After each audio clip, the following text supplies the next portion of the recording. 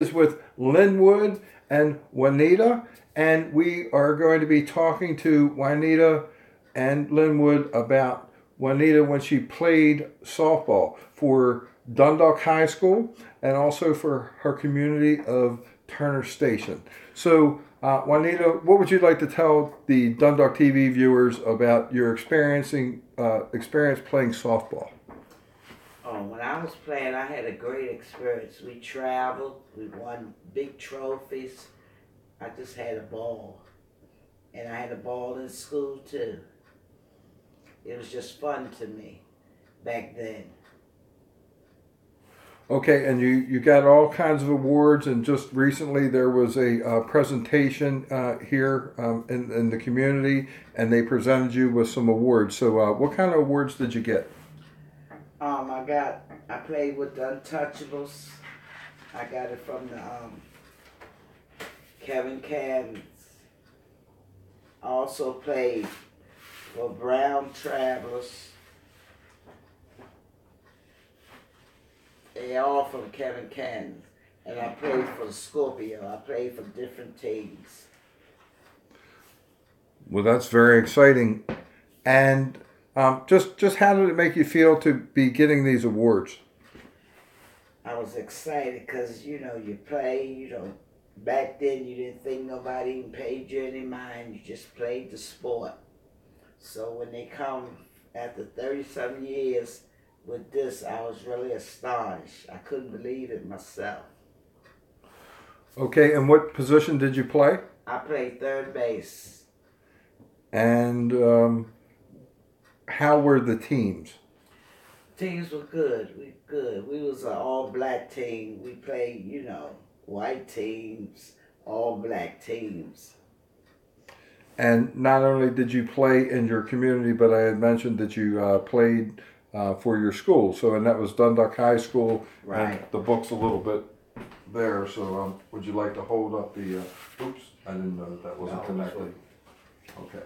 So hold that up. So, what about your days playing? What about your days playing at Dundalk High? How did that feel to you? Is that where you started? Or did you actually start in your community? Well, I was an unsung hero. I played softball, I ran track. I played volleyball. I played mostly, I played field hockey. I think that was about all I played. I was interested in. But you really excelled at softball? Yes. Okay. Now, how was your team at Dundalk High? We were pretty good. We weren't good because most of us, we never played ball before, but down the line we got better and better. So you also had a connection with the Black Negro Baseball League that was here in your community of Turner Station as well. That was an interesting piece of history that you had shared with me in the past. So would you like to give a little bit of information about that? Well, they used to show us different, drills, how to throw the ball, different things like that. Things that we weren't as good as they were doing. So we learned how to throw the ball and. And Linwood was one of your biggest, if not your biggest fan. So Linwood, how were those days for you? What do you remember? I just remember that she was an outstanding player, and through the conversations, they told me that she was one of the fastest females in Baltimore County, and they started telling me about her being the first African American to achieve the position of the unsung hero in Baltimore County's history, and I think that was astonishing.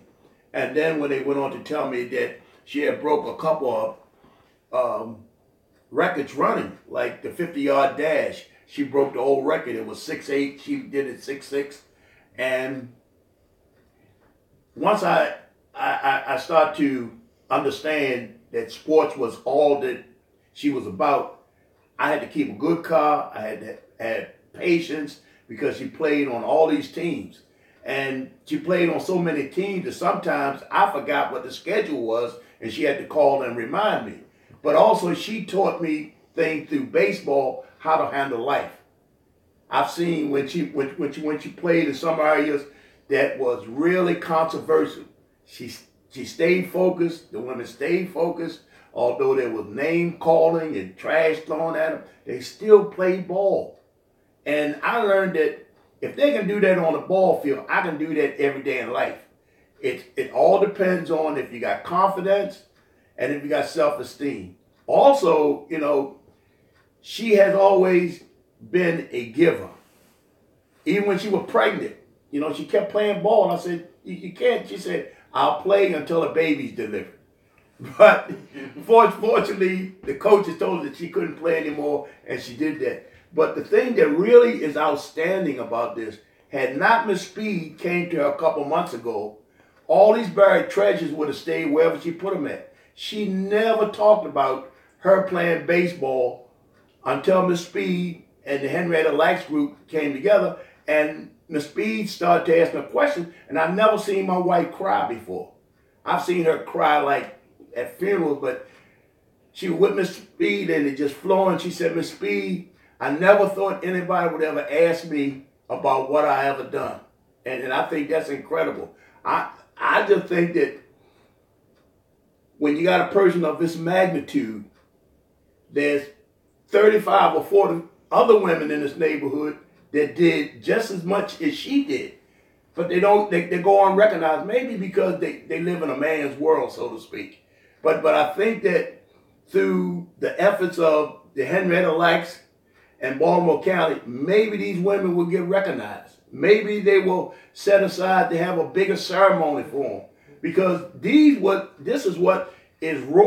will be role models to the younger people coming behind her. And she gets a joy out of it. I get a joy out of it when kids in the neighborhood said, I touched your wife this morning. And I'm trying to figure out what they're talking about.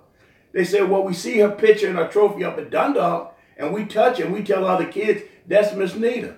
So I think that through Dundalk TV, the Henrietta Lacks group, these women have had the opportunity to get recognized. Had it not been, they probably would have went unbeknownst to anyone.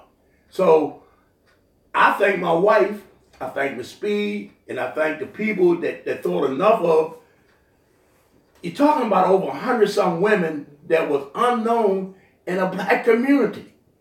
I mean, that's incredible to believe that you have 100 human beings that was good at a particular sport, and nobody recognized them but the people in that community that want to take the time to know them. And also, as I got to know from Miss Speed and my wife, right, just how these other women feel.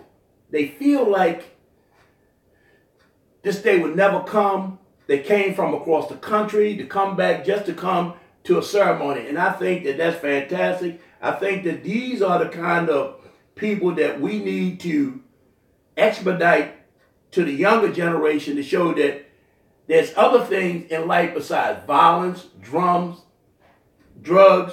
and being out of touch with reality. I mean, to think that someone will go to school, still find time to participate in sports, then take that sports and bring it back to the neighborhood, I think it's outstanding. Yes, well, it gives a lot of pride for the community, and it's really a shame when so much wonderful history is lost. So that's why I'm here today trying to help out with that. And I did go to the Negro Baseball League in Owings Mills and tried to speak to someone. I wasn't able to contact anybody yet, but I do want to make that connection because that is huge that you were playing with those gentlemen, and you know, when I say play, even if they were just going through practice with you, you were actually playing with them. That's a form of play. So that's amazing, and I actually hope that they do pick up that part of the history. Now, would you like to share any more, anything else about your experience and you know, how this all feels, and maybe what you hope comes of this with the community and the kids that are growing up now? But back in the day, we had good times. These children are out in the day. If you give them something to do, they'll do it, but they don't want to do it forever. You know, you just have to. We weren't like these children today. You know, didn't talk back to our parents. If we talked back, it was under our breath. But these children talk back to their parents, and I don't know how they can talk about they can't do nothing with them. You can do something with them.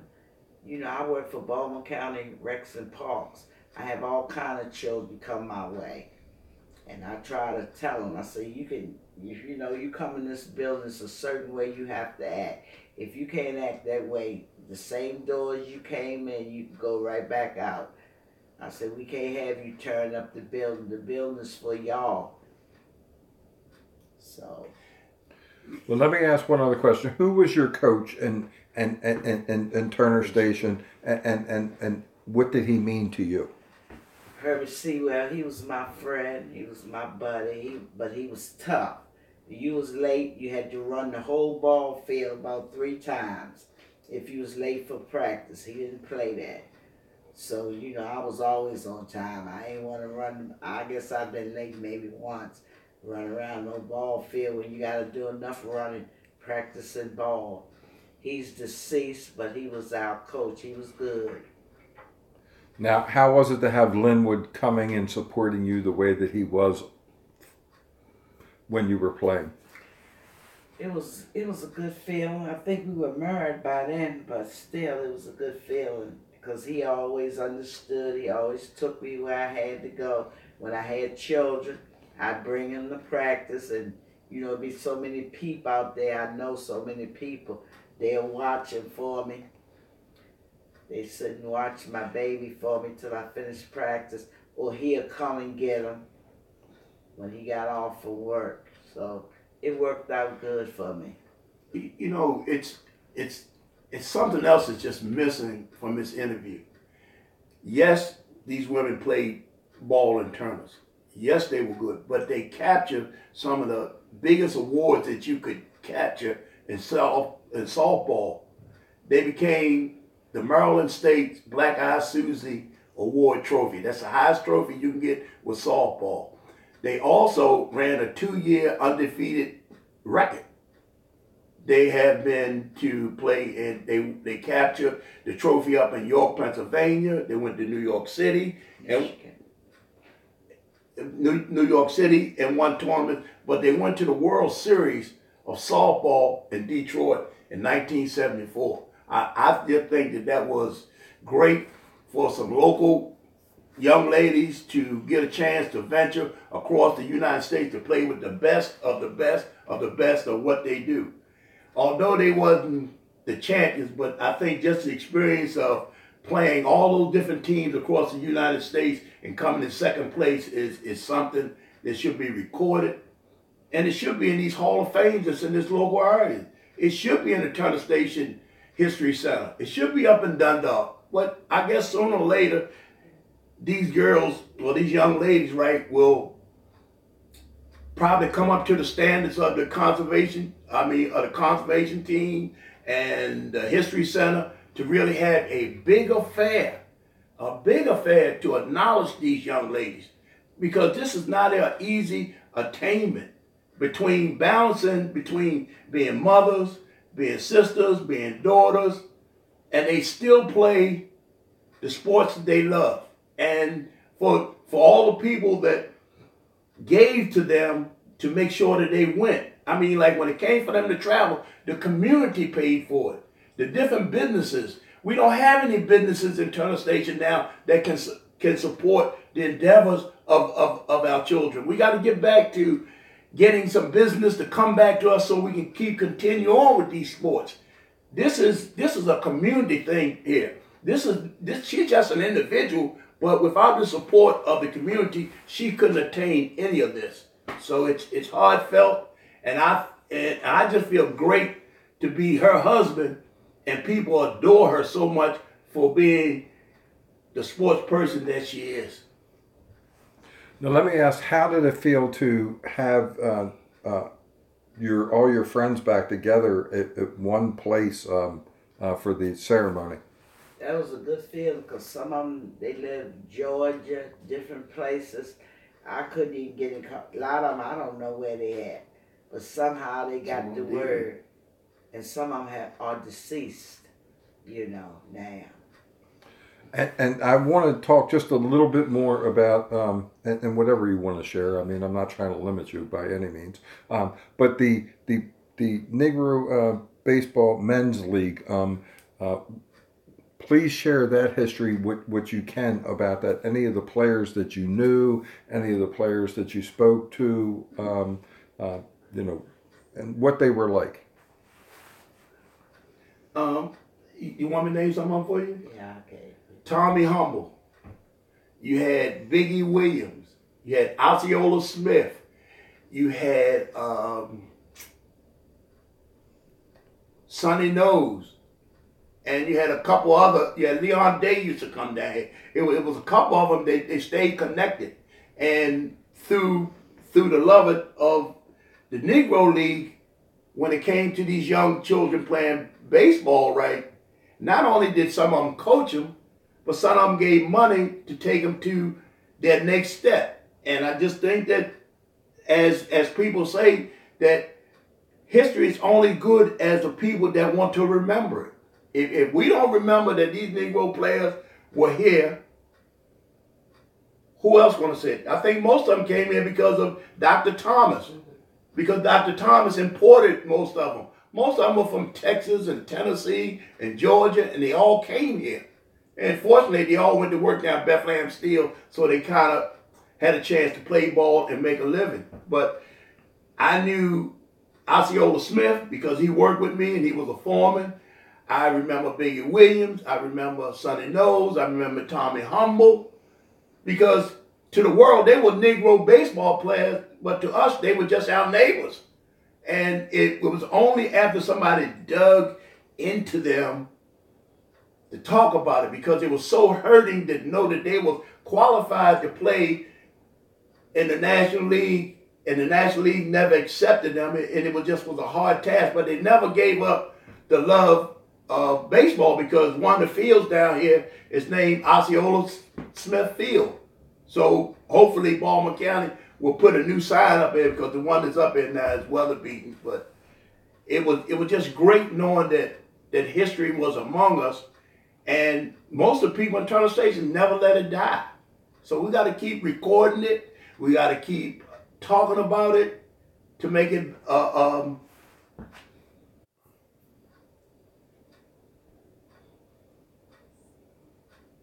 and then people exist and their children are here. Some of their children is still walking among us. I mean, so I think that this is a great thing for my wife. I think it's a great thing for the women. And I just think the time has come for it to happen. Well, my next question is, and you kind of alluded to that a little bit, there are still some family members of those players here in the community. So, and you know them?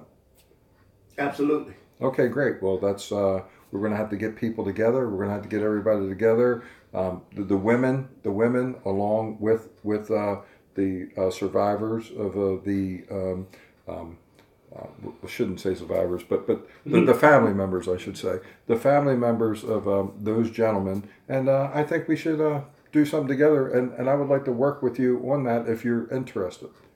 Anything to put Pozelle and to make the history be living history, So thank God for you taking your time today, Ms. Speed, my wife, and everybody putting this thing together so it'll be some kind of foundation for the next people coming behind us, because it's all about a legacy.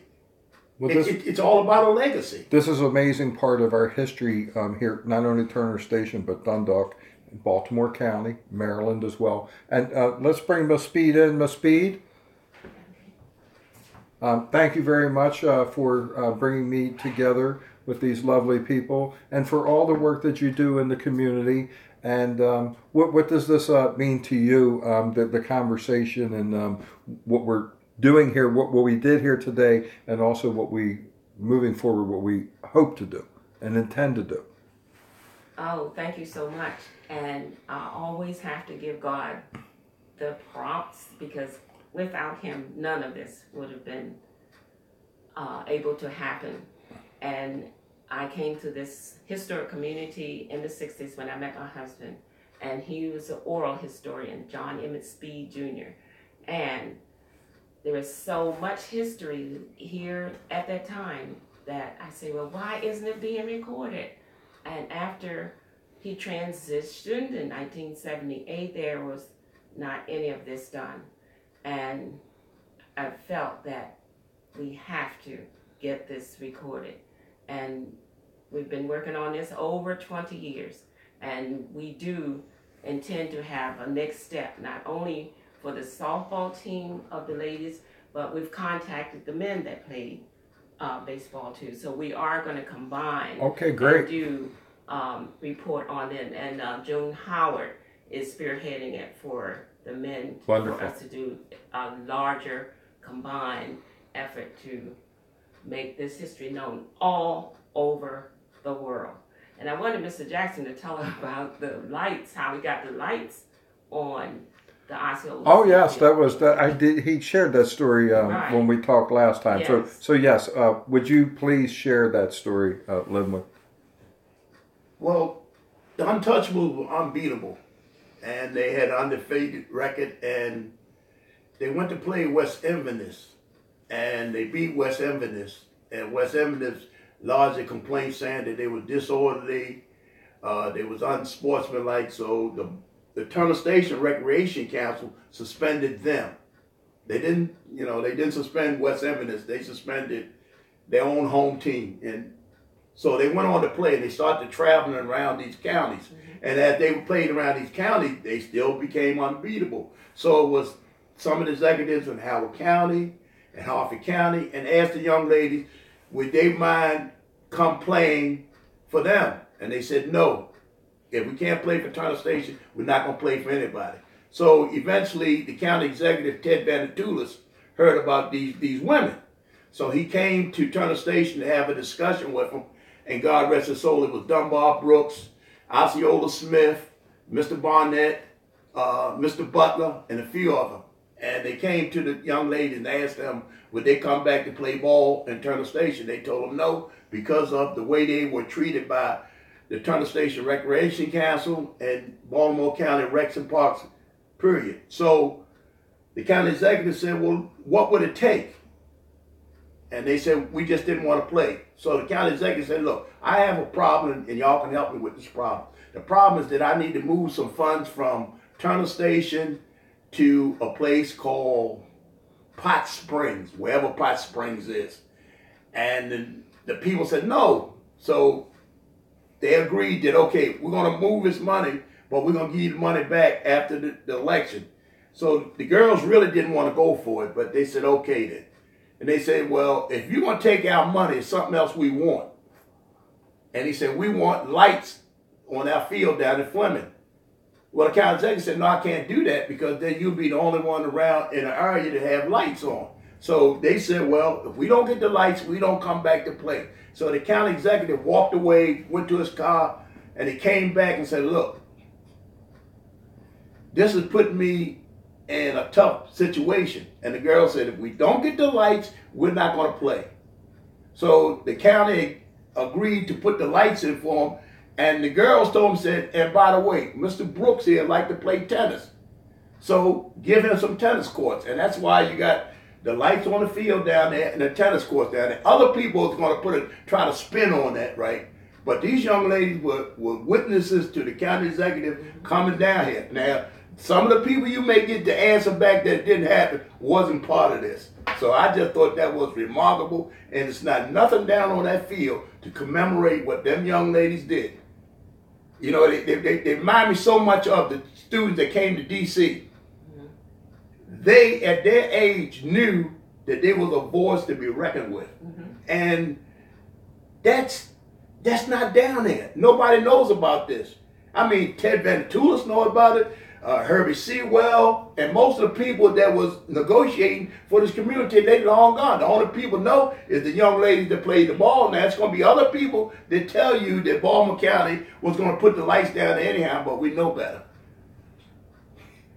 Well, I always enjoy seeing you. Thank you very much for sharing that wonderful story, the wonderful stories, I should say. And I look forward to following the history as it progresses when you're putting it together. And can't wait to get together with the other family members of the former players that played in this community. Thank you very much, and just greatly appreciate what you're doing for the community, and I greatly enjoy working with you as well. Thank you. Thank you.